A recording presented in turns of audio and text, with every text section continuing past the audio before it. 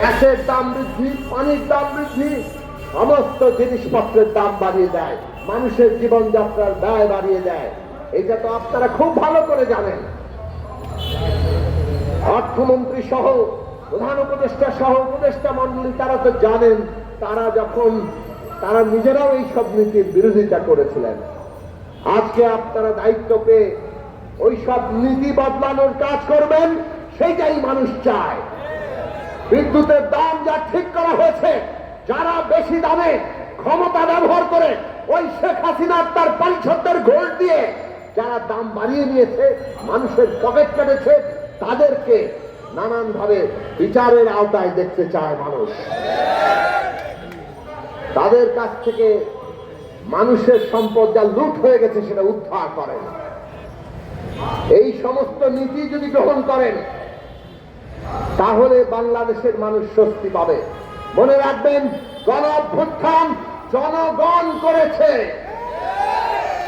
আর যারা যারা করেছে তারা প্রত্যেকেই গণ অভ্যুত্থানের মধ্য দিয়ে নিজেদের ভবিষ্যৎ দেখতে চায়, নিজেদের দাবি দাওয়া পূরণ দেখতে চায়।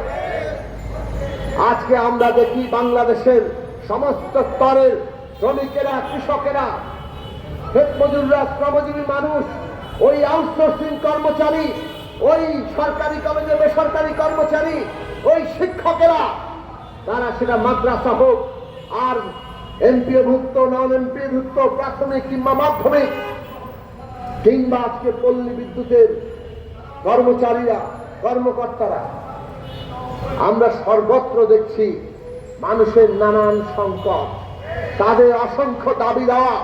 15 বছর ধরে কোন দাবি শেখ হাসিনার ফ্যাসিস্ট সরকার মানে নাই, মানুষকে বাধ্য করেছে এই প্রেস ক্লাবে দিনের পর দিন শুয়ে থাকতে। তারা দাবি দেওয়া সংগ্রামকে করুণা চাওয়া, ভিক্ষা চাওয়া সেই জায়গায় পরিণত করেছিল। আজকেও কি আমরা সেই অবস্থা দেখতে হবে? এই যে ইবতেদাইয়া মাদ্রাসার শিক্ষকরা, তারা এখানে বসে আছে বহুদিন ধরে, আমরা তাদের দাবি দেওয়া পূরণ হওয়া দেখতে চাই। আমাদের দেশের শ্রমিক কর্মচারীরা, আমাদের দেশের শ্রমজীবী মানুষ, মেহনতি মানুষ, ওই আউটসোর্সিং কর্মচারী থেকে শুরু করে বেসরকারি কর্মচারী, সবাই তাদের দাবি দেওয়া নিয়ে লড়ছেন। সেই সব দাবি দেওয়া পূরণ হচ্ছে না। কখনো কখনো আমরা দেখি ষড়যন্ত্র বলে সেগুলোকে আখ্যায়িত করা হচ্ছে।